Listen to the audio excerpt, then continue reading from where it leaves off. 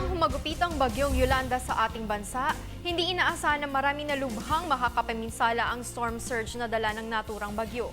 Bagamat ilang beses ding inulit-ulit sa mga weather forecast na posibleng magkaroon ng storm surge sa paglandfall ng bagyo, marami ang nagsabi na hindi nila ito naintindihan. Ano nga ba ang storm surge? Alamin natin sa report ni Dina Pagibitan. Hindi biro ang lakas ng hagupit ni Super Typhoon Yolanda sa mga ari-arian, gayon din mismo sa ating mga kababayan sa Kabisayaan. Bago ito manalasa, sinabi ng mga eksperto na makakaranas ng storm surge o pagtaas ng tubig mula sa dagat ang ng Yolanda. Ayon naman kay Professor Edmund Rosales, isang astronomer, ang storm surge ay maihahalin tulad sa tsunami na nabubuo dahil sa lindol sa gitna ng dagat, bagamat ang storm surge ay dala ng bagyo. Ang dagat, ang karagatan, umaangat din ang tubig niya pag mahina ang pressure. Since low pressure ang taas niya, nagiging mas magaan ang tubig sa dagat. So nag-e-expand sila. Ngayon, kung sasamahan pa natin ang mas malakas na hangin, na itutulak naman siya ng bagyo, yun yung nagiging dahilan kung bakit yung normal sea level natin, tumataas high tide, low tide, meron yan. Pero meron pa tayong tinatawag na storm tide niya.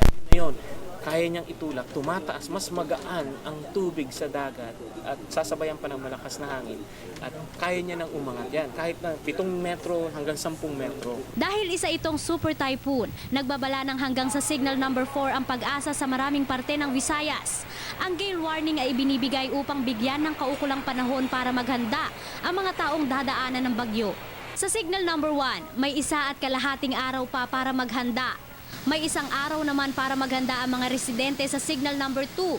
Sa 3, may 12 oras na lamang para maghanda o mag-evacuate sa mga ligtas na lugar. At sa signal number 4, 6 na oras na lamang ang paghahandang maaari nating gawin. Hindi naman nakikita ni Professor Edmund na lagi nang iaabiso ang signal number 4. Kahit bago matapos ang taon, 1 o 2 bagyo pa ang posibleng tumama sa bansa. Mataas ang storm surge, mas malakas ang ibig sabihin ng bagyo. Hindi rin daw dapat na makampante ang sinuman sa pagdating ng mga bagyo, lalo't higit ang mga nakatira sa coastal areas o tabi ng dagat tulad ng marami nating kababayan sa Kabisayaan.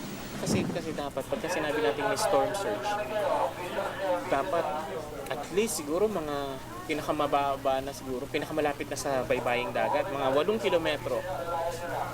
Lahat ng nandoon mula doon sa 8 kilometro, mula sa baybaying dagat hanggang 8 kilometers, hanggat maaari lahat ng tao umalis doon.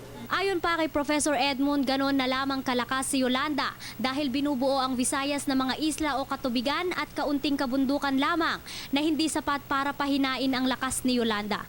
Kasi pag dumaan siya sa malaking kalupaan, nawawala ang energy niya. Katulad nito nangyari kay Zoraida. Nabuo siya bago siya mag